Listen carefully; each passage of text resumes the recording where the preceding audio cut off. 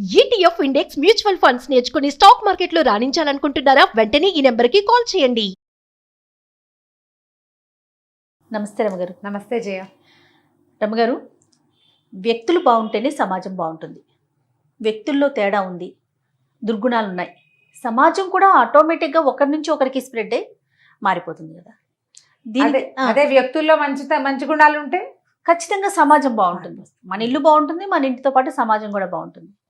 ఆ సద్గుణాలు అనేవి అందరికీ సాధ్యం కాదు కదా. మనం ఏం దేవుళ్ళం కాదు. ఒక్కొక్కరిలో ఏదో ఒక చిన్న చిన్న తేడాలు కనిపిస్తుంటాయి కదా. కానీ వాటిని మార్చుకోవాలి, మార్చుకునే ప్రయత్నం జరగాలి.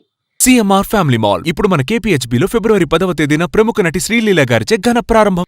దానికి ఎవరో పైనుంచి రారు, మనలో మనమే మార్పు తెచ్చుకోవాలి కదా. వీటికి సంబంధించి ఏమైనా స్టోరీస్ ఉన్నాయా? ఎందుకంటే ఇలాంటి కథలు చెప్తే పిల్లలకి నేటి సమాజం వాళ్ళే కాబట్టి, రేపటి సమాజం వాళ్ళే కాబట్టి, పిల్లలకు కాదు ఇది పెద్దవాళ్ళకి కదా. తప్పకుండా. ఒక వర్తకుడు ఒక ఆయన ఉండేవాడు ఒక ఊళ్ళో. ఆయనకి 7 కొడుకులకి పెళ్ళిళ్ళనే. పెద్దవాళ్ళు 6గురికి అయితే ఆఖరి అబ్బాయి పెళ్లి చేశారు. ఈ 6 కోడలు కాకుండా చివరి కోడలు చిన్నపిల్ల. ఈ పిల్ల చాలా మంచి గుణాలున్న పిల్ల. వాళ్ళ కుటుంబం చాలా మంచిది. వాళ్ళ ఊర్లో ఉత్తమోత్తమ గుణాలు కలిగిన కుటుంబంగా పేరుపడ్డ కుటుంబం నుంచి 7వ కోడల్ని తెచ్చుకున్నారు. చక్కగా పిల్ల అందంగా మట్టసంగా బాగుండేది. అయితే ఏంటట, ఈరోజు ఏవో పని వాళ్ళు వీళ్ళు ఎవరి పనులు వాళ్ళు చేసుకునేవాళ్ళు. వర్తకులు కదా, వ్యాపారం కూడా నడిచేది బాగా. కొట్టేదో ఉంది వాళ్ళకి. మగ పిల్లలంతా కొట్టు వ్యవహారం చూసుకునేవాళ్ళు, వ్యాపారం సంగతులు. తండ్రి కొడుకులు వ్యాపారం చూస్తే అత్త కోడళ్ళు ఇల్లు వాకిలి గమనించుకునేవాళ్ళు అనమాట. వంట చేయాలి రోజు. నువ్వంటే నువ్వు అని కోడళ్ళంతా వాదించుకుంటూ ఉండేవాళ్ళు. వంతులు కోడళ్ళకి. ఈ వంతుల్లో నా వంతు వచ్చినప్పుడు, నాకు తలకాయ నొప్పిగా ఉన్నప్పుడు నువ్వు సహాయం చేయలేదు కాబట్టి, నీ వంతు వచ్చినప్పుడు నేను ఎందుకు చేయాలి, నేను బాగున్నా కూడా అని ఇలా వత్సందాలు పోయేవాళ్ళు. ఆ వంటకి ఎప్పుడు దీర్ఘాలే, సనుక్కోటాలే, చేసి అవతల పారేయటాలే, తగలబెట్టటాలే అవే ఉండేవి. మాడగొట్టటాలు అవి ఉంటూ ఉండేవి.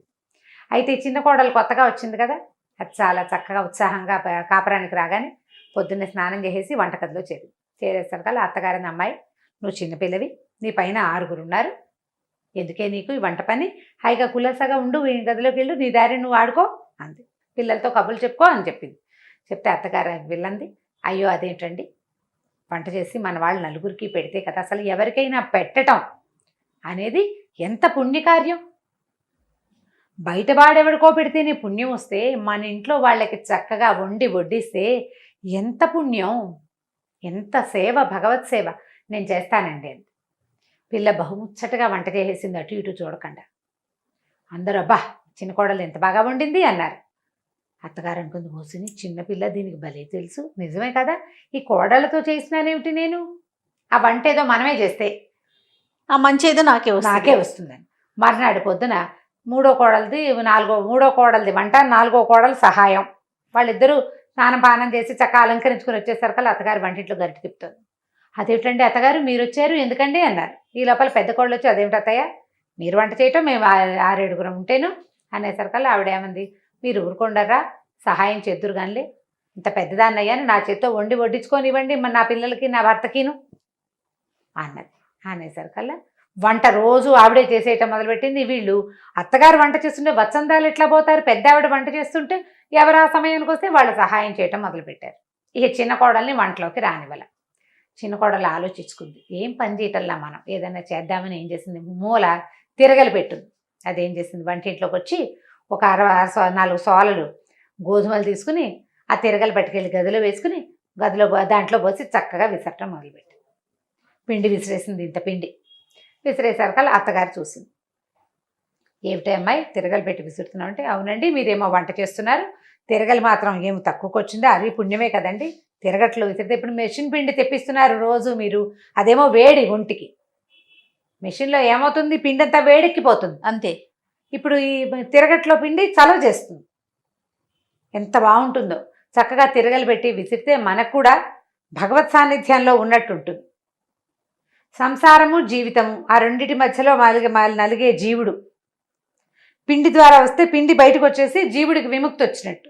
ఎంత అద్భుతమైన క్రియ, చాలా పుణ్యం అండి, నన్ను చేయనివ్వండి అత్తగారు ప్లీజ్ అని అనేసరికి అత్తగారు, అవురా దీనికి ఎంత బాగా తెలుసు, తిరగలే కదా అనుకుని ఆవిడేం చేసింది, ఆ రాత్రి ఏమో చిన్న కోడలు ఆ విసిరిన పిండితోటి రొట్టెలు చేస్తే, రొట్టె ఎంత బాగుందమ్మా, ఇంత మృదువుగా ఉన్నాయి ఏమిటి రొట్టెలు అని అందరూ ఆశ్చర్యపోయారు. వాళ్ళు ఎక్కువ రొట్టెలు తినేవాళ్ళు. ఆ చేసిన పిండి అంతా రొట్టెలు చేస్తూ తినేశారు. ఇంకో రొట్టె అని అందరూ తలా 4 రొట్టెలు ఎక్స్ట్రా తిన్నారు. గట్టిగా లేవు, చాలా మృదువుగా ఉన్నాయి. మనకి తెలుసు చేత్తో విసిరిన పిండి రుచి వేరు. అవును. దాంతో సరే అత్తగారు ఏం చేసింది, ఆవిడ కూడా ఎక్కడి నుంచో తిరగలు తెప్పించుకుని చాట్లో పడేసుకుని విసరటం మొదలెట్టింది. కోడళ్ళు వచ్చి చూశారు, ఏమిటి అత్తగారు మీరు ఈ పని చేస్తారంటే, అమ్మాయి నన్ను చేసుకోనివ్వండి, ఇది పుణ్యకార్యం, పైగా తిరగట్లో విసిరిన పిండి ఒంటికి మంచిది, రాత్రి చూసాం కాదు అందుకని నేను చేస్తానండి. ఈ అత్తగారు విసురుతుంటే మనం మానటం ఏంటని అందరికీ పుట్టిళ్ళ నుంచి తిరగళ్ళు వస్తాయి. సారి ఇచ్చినప్పుడు తిరగలి, రోలు, రోకలి, కొంచెం అవన్నీ ఇస్తారుగా. తమ గదుల్లో మూల బారేసున్న తిరగళ్ళు దుమ్ములు దులిపారు కోడళ్ళంతా. ఇంత విసిరితే ఎంత పిండి వచ్చిందో అది తెల్లారేసరికి పొడి పిండి. ఇదంతా ఏం చేసుకుంటాం, అందరూ విసురుతున్నారు. ఈ పిండి అంతా ఏం చేస్తా అంటే చిన్న కోడలు, చిన్నపిల్లంది కదా, చురుకు కదా, షాప్లో పెట్టండి, దుకాణంలో చేత్తో విసిరిన పిండి అని కనుక పెడితే చక్కగా అమ్ముడైపోతుంది. మెషిన్ పిండి కంటే ఇది మంచిది. చుట్టాలు పక్కలు కొనుక్కుంటారు కాదు, మంచిదే, అది మంచిదే, మనకు పుణ్యం. అది పట్టుకెళ్ళి పెట్టి రోజు వీళ్ళు విసురుకోవటం మొదలుపెట్టారు. మధ్యాహ్నం భోజనాలు చేశాక తలా 1 గంట వాళ్ళ తిరగలు వేసుకుని కాసిన గోధుమలు పోసుకుని విసిరేస్తారు. ఇంట్లో వాడతారు, మిగిలినవి దుకాణానికి వెళ్ళిపోతాయి. ఈ అమ్మాయి ఏమనుకుంది, ఇదేమిటి వీళ్ళంతా కలిసి తిరగలి పని చేసేస్తున్నారు. తిరగలి కాదు, మనం స్పెషల్గా ఏదైనా చేయాలనుకుని ఏం చేసింది, వాళ్ళకి పెద్ద బావి ఉంది బయట. పనివాడు ఏం చేస్తాడు, ఒకడొచ్చి పొద్దున్నే నీళ్లు తోడి అందరికీ ఎవరి గదుల దగ్గర వాళ్ళకి నీళ్ళు కావాల్సినవి పెడతాడు, తొట్టెల నిండా నింపుతాడు. వంటింట్లో కొన్ని వంటింటి దగ్గర ఒక తొట్టు ఉంటుంది, అందులో పోస్తాడు. మంచినీళ్ళ బిందెలు ఏర్పడతాడు, పూజాల్లో పోసి అబ్బాయి గారుల గదుల్లో పెడతాడు, అన్నీ చేస్తాడు. ఈ అమ్మాయి వాడు లేచేసరికల్లా పటాపట మొత్తం నీళ్ళని తోడి వారేసేసింది. ఆ బకెట్లో అన్నీ నింపేసింది. బయట పెట్టిన కూజాలు వాడు పొద్దున్నే కూజాలు కడిగి పట్టుకొస్తాడు, మిగిలినవి ఖాళీ తీసుకొచ్చే లోపల అన్నీ నింపేసి వాడి పని చేసేసింది. ఓ పక్కన కూర్చుని ఉన్నాడు. ఈయన మావగారు వచ్చి, ఏమిటి మీద నువ్వు ఖాళీగా ఉన్నావు, పని లేదు, నువ్వు నీళ్లు తోడదంటే, కాదండి చిన్నకోళ్ళ గారు నీళ్లు తోడేసింది అన్నాడు. అనేసరికల్లా ఈయన పోయి భార్యని అడిగాడు, ఏమే చిన్న కోడలు నీళ్లు తోడితే ఇంత పిల్ల ఇన్ని నీళ్ళు ఎట్లా తోడిందే, ఎందుకు నీళ్ళన్నీ తోడుతోంది, పనివాడు ఉన్నాడు కదా అన్నారు. అనేసరికల్లా అత్తగారు, అమ్మో ఇదేదో మర్మం ఉంది, దీనికి తెలివి ఎక్కువని అడిగింది. అడిగేసరికల్లా నీళ్లు తోడడం అనేది ఎలాంటి ప్రక్రియ, ఎంత అద్భుతమైన విషయం. ఇంటిలిపాదికి కావాల్సిన నీళ్లు, జలదానం అంత దానం ఇంకొకటి ఉందా అసలు? వంట చేయనివ్వలేదు, పిండి విసరలేదు, అత్తగారు మీరు ఊరుకోండి, నన్ను నీళ్ళు తోడుకొనివ్వండి ప్లీజ్ అంటే. అనేసరికి ఈవిడనుకుంది, ఓహో నీళ్లు తోడడం కూడా దానం కిందకు వస్తుంది. పిల్లకి చాలా తెలుసు, వాళ్ళ పుట్టింట్లో బోళ్ళని ఉన్నాయి పద్ధతులు. ఆవిడ కూడా నీళ్ళు తోడుకోవడం, నాకు కావాల్సిన నీళ్ళు నేనే తోడుకుంటాను, నా భర్తకి నేనే తోడతాను, నా పెద్ద కొడుకు నేనే, నా చిన్న కొడుకు నేనే అంట మొదలెట్టింది. మిగిలిన కోడళ్ళు అనుకున్నాడు, ఇదేంటి పుణ్యమంతా అత్తగారు కొట్టేస్తే ఎట్లాగా, మనం కూడా తోడేసుకుందామని ఆ పనివాడిని వదిలేసి ఎవరికి కావాల్సిన నీళ్లు వాళ్ళు ఆ పూట వంటకి తలా ఒక బకెట్ ఎత్తి ఆ టబ్బులో పోసేస్తారు. దొడ్లో నీళ్లు వాళ్లే తోడేస్తున్నారు. చిలకలాగా అలంకరించుకోవట్లేదు, ముందు వ్యవహారం చూస్తున్నారనమాట. నీళ్ల పని కూడా తెమిలిపోయింది. అక్కడి నుంచి ఈ పిల్ల ఏమనుకుంది, ఓహో ఇది కూడా కాదని చెప్పి ఇల్లు ఊడవటం మొదలుపెట్టి, ఇల్లు ఊడుస్తుంటే ఈ లోపల పనివాడిని తీసేస్తామన్నారు.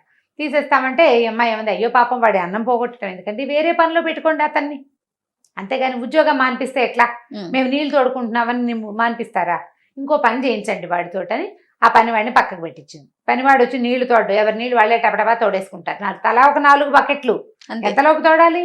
అక్కడి నుంచి ఇల్లు ఊడవటం మొదలుపెట్టింది. అత్తగారు అది కూడా గమనించింది. ఏమిటి అమ్మాయి అంటే, కాదు అత్తగారు, ఇల్లు శుభ్రంగా ఉంచడం అనేది మహత్తర కార్యం, అందరినీ జబ్బుల నుంచి రక్షిస్తాం మనం, అది ఎంత పుణ్యం. ఒక డాక్టర్కి ఎంత పుణ్యం వస్తుందో ఇల్లు ఊడ్చేవాడికి అంత పుణ్యం వస్తుందండి. సరే ఆవిడేమనుకుంది, నేను ఊడుస్తానని ఆవిడ చీపురు లాక్కుంది. మిగిలిన వాళ్ళంతా మీరు ఊడవటం ఏమిటండి, అలా వద్దు, ఎవరి గది వాళ్ళు ఊడ్చుకుందాం, ఎవరి పుణ్యం వాళ్ళు సంపాదించుకోవచ్చు హాయిగా, గొడవ లేదు. 5 నిమిషాల్లో గది ఊడవడం అయిపోతుంది. హాల్లో తలావ పక్కకి తోసిస్తే గుమ్మం బయటకు వెళ్ళిపోతుంది, పనివాడు వాకిలు ఊడుస్తాడు, సరిపోతుంది. ఇల్లు ఊడ్చేసుకుంటున్నారు. ఈ ఇల్లు ఊడ్చే పని కూడా అమ్మాయి చేతులు, అది ఇల్లు మొత్తం ఊడ్చి పుణ్యం సంపాదించుకుందాం అనుకుంది పిల్ల. ఒక్క గదే ఊడొస్తే ఎంతలోకి అవుతుంది, పని లేదు మనకి. గిన్నెలు తోవడానికి కూర్చుంది.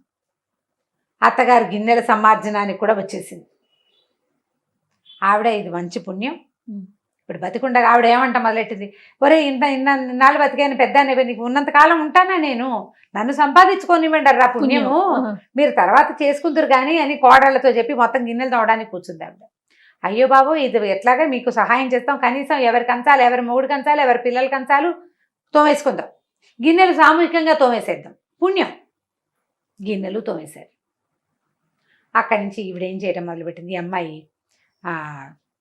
ఎవరైనా వాకిట్లోకి రాగానే ఒక గుప్పెడు బియ్యం తీసుకెళ్ళి వేయటం మొదలెట్టి ఈవిడ అడిగింది, ఏమిటి అమ్మాయి అలా చేస్తున్నావు ఏమిటి అంటే, అది కాదండి, ఇన్ని పనులు చేద్దాం అనుకున్నా మీరు ఏ ఒకటి చేయనివ్వట్లేదు, దానమైనా చేసుకొనివ్వాలి కదా, నన్ను దానం చేసుకొనివ్వండి. దానం చేస్తే అద్భుతమైన పుణ్యం. ఏ దానమో మీరు నన్ను చేయనివ్వట్లే, కనీసం నేను ఈ బియ్యము కాస్త గోధుమలు కొంచెం చారెడు గోధుమ పిండి ఎవరికైనా ఇస్తే అన్న పుణ్యం వస్తుందండి నాకు అనేసరికల్లా ఈవిడ ఏమనుకుంది, ఓహో దానం చేయాలి, సరేలే బియ్యాలు అవి అది ఎలాగో ఇస్తుందని ఈ సేటు గారికి ఉన్నారుగా భర్తకి చెప్పింది, ఏమంటే మీకు పని వాళ్ళు చాలామంది ఉన్నారు కదా కొట్లో, వాళ్ళందరికీ బట్టలు ఇస్తానండి నేను అంటే. ఆయన సంతోషించాడు. పని వాళ్ళకి బట్టలు ఇవ్వడం తన ఖర్చు, తన భార్య ఇస్తానంటే ఓకే, ఆవిడ దగ్గర బోళ్ళు బట్టలు ఉంటాయి ఇచ్చుకుంటుంది. సరే అందరికీ బట్టలు ఇచ్చారు. మెల్లిగా కోడళ్ళు కూడా మొదలుపెట్టారు బోళ్ళని తమకు పనికిరానివి ఎక్కువగా ఉన్నవి వస్తువులు చేరనివ్వకుండా ఇంట్లోకి ఏదైనా కొత్తది తెచ్చుకోవాలంటే పాతది తీసుకోమని ఎవరికైనా ఇవ్వటం మొదలుపెట్టారు. వీళ్ళింట్లో నిరంతరము చకచకలాడుతూ ఎవరి పనులు వాళ్ళు చేసేసుకోవటం, పెద్దగా పోట్లాడుకునేందుకు అవకాశం లేదు, టైం లేదు. గోధుమ పిండి విసిరేస్తారు, కొట్లోకి వెళ్ళిపోతుంది. అమ్మిన డబ్బంతా మామగారు కోడళ్ళకి ఇవ్వడం మొదలుపెట్టారు. వీళ్ళ చేతుల్లోకి డబ్బులు వస్తున్నాయి, వీళ్ళు గుడికి గోపురానికి వాకిట్లోకి వచ్చిన ముష్టివాడికి దానం చేస్తారు. సంపద ఇతోధికంగా రావడం మొదలుపెట్టింది. సంపద రాదు మరి, ఇస్తుంటే వస్తూ ఉంటుంది కదా. చుట్టుపక్కల వాళ్ళ సమాజంలో ఈ శెట్టిగారి సమాజం జనం అంతా చూడడం మొదలుపెట్టారు, ఏమిటి వీళ్ళ ఇంట్లో ఏదో చేస్తున్నారు అని. మెల్లిగా పెద్ద కోడలు ఫ్రెండ్స్, చిన్న కోడలు ఫ్రెండ్స్, మూడో కోడలు ఫ్రెండ్స్, ఏమిటే మీ ఇంట్లో మీరు ఈ మధ్య చాలా బాగున్నారు, నగలు చేయించాడు ఆయన కోడళ్ళకి, డబ్బులు ఎక్స్ట్రా వచ్చేసరికి నగలు నాణ్యాలు. ఈ చిన్న కోడలు ఏం చేసింది, తన నగలు పట్టుకెళ్ళి పెద్ద కోడలికి ఇచ్చింది, అక్కయ్య మీకు ఆడపిల్లలు ఉన్నారు, రేపొద్దున పెళ్ళిళ్ళు వస్తే మాకు ఇంకా పిల్లలు లేరు, మా పుట్టింటి వాళ్ళు బోళ్ళు నగలు ఇచ్చారండి, నాకెందుకు ఈ నగలన్నీ, పిల్లలకు పెట్టుకోండి చక్కగా నగలు పట్టుకెళ్ళి ఇచ్చేసింది. అది మరీ దానం అని చెప్తోంది. దాంతో ఇక వాళ్ళకి వీళ్ళకి ఇచ్చేసేటాలు మొదలుపెట్టారు. చుట్టుపక్కల సమాజంలో వాళ్ళందరూ కూడా మెల్లిగా ఈ పనులు పాటలు పద్ధతులు, పని వాళ్ళు ఉంటారు, వాళ్ళ పనులు వాళ్ళేవో వాళ్ళు చేసుకుంటారు. నేను నీళ్లు తోడుకోవాలి, నేను ఇల్లు ఉడుచుకోవాలి, నేను గిన్నెలు తోముకోవాలి, నేను నా వంట నేను చేసుకోవాలి, ఎవరి పని వాళ్ళు చేసుకుంటారు. వీళ్ళు చేయలేని పనులు చేయడానికి పని వాళ్ళు ఎలాగో ఉన్నారు. కిలకిల్లాడుతూ ఉన్నారు కోడళ్ళు, చక్కగా అందరికీ పిల్లలు పుట్టారు, పిల్లలకి పెళ్ళిళ్ళు అయిపోతున్నాయి, వీళ్ళు ఎంత ఫ్లరిష్డ్గా ఉన్నారు. ఈ విషయాన్ని తెలుసుకున్న మొత్తం వాళ్ళ ఊళ్ళో ఉన్న వీళ్ళ సమాజం జనం అంతా నేర్చుకున్నారు దాన్ని. కోడళ్ళు పని పాటలు చేసుకోవాలి, ఎవరి పని వాళ్ళు చేసుకోవాలి. పని పాటలు అంటే పక్క వాళ్ళ పని చేయొద్దు, నువ్వు నీ పని నువ్వు చేసుకో అంతే. నీ పని నువ్వు చేసుకో, వత్సందాలు పోవద్దు, వంతులు లేవు వంట చేసేసేయటమే అందరూ కలిసి. ఎవరు ఆ టైంకి వంటింట్లోకి వస్తే వాళ్ళు పని చేసేస్తారు, పుణ్యం. ఎవరు నీళ్ళ దగ్గరికి వెళ్తే వాళ్ళు తోడేస్తారు, ఎవరు ఖాళీగా ఉంటే వాళ్ళు ఇల్లు చేస్తారు. అట్లా అన్ని పనులు చేసుకుంటేనే పుణ్యం వస్తుందని ఈ పిల్ల వల్ల ఈ సమాజం మొత్తం మారిపోయింది. మనం ఇప్పుడు చూడు, ఒకళ్ళు వాషింగ్ మిషన్ కొనుక్కుంటే మన ఫ్రెండ్స్లో వీలుగా ఉందని అందరం కొనుక్కుంటూ ఉంటాం, ఒకళ్ళు మిక్సీ కొంటే అందరం కొనుక్కుంటాం, ఆ మిక్సీ బాగుంటుంది. ఒకళ్ళు ఇప్పుడు వాక్యూమ్ క్లీనర్ కొంటే అందరూ వాక్యూమ్ క్లీనర్లు కొనుక్కుంటూ ఉంటారు. ఒకళ్ళు ఒళ్ళొంచి పనిచేస్తే ఇంకోళ్ళు ఒళ్ళొంచి పనిచేస్తారా? కొంచెం కష్టం కదా. కానీ ఉద్యోగాలు చేస్తారు, ఉద్యోగాలు చేస్తున్నాం చేయ మనం కూడా. అప్పుడు పరిస్థితి వేరు, ఇప్పుడు పరిస్థితి వేరు. ఆడపిల్లల్ని చదివించటము, ఒకళ్ళని చూసి మెల్లిగా అందరూ మొదలుపెట్టారు. అమ్మాయిల్ని ఉద్యోగాలకు పంపించటము అందరూ మెల్లిగా మొదలుపెట్టారు. కాస్త లేటుగా పెళ్ళిళ్ళు, ఇవాళ రేపు ఎవరు చేస్తున్నారు అని. ముక్కు పుడక కుట్టించడం. నేను మా సచివతికి 2 ఆడపిల్లలు ఉన్నారు, చిన్నప్పటి నుంచి వాళ్ళని మేమే చదివించాం, మా దగ్గరే ఉన్నారు పెద్దవాళ్లే పిల్లలు. నాకు ఆ ముక్కు పుడక సరదా, మాకు అమ్మాయిలు లేరు కదా, అందుకని ఏమేమి ఇవాళ రేపు ఎవరు కుట్టించుకుంటున్నారమ్మా వద్దు అంటుంది. ఎవరైనా కుట్టించుకోవడం ఎందుకే, మనమే స్పెషల్గా చేద్దామన్నా దాన్ని ఎవరు చేయని పని మనం ఎందుకు చేయాలి? అది అందరూ చేస్తే అందరూ చేస్తారు.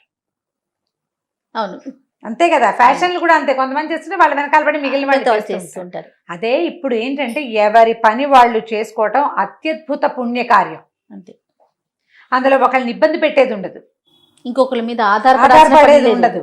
కాబట్టి ఇలా సమాజాన్ని మార్చుకోవాలి. చాలా బాగుంది, సూపర్ రమ్మగారు. చిన్న కోడలు కదా, మంచి తెలివైన పిల్ల, చాలా బాగుంది రమ్మగారు. ఇంకొక స్టోరీతో మళ్ళీ కలుద్దాం. నమస్తే. నమస్తే జయ.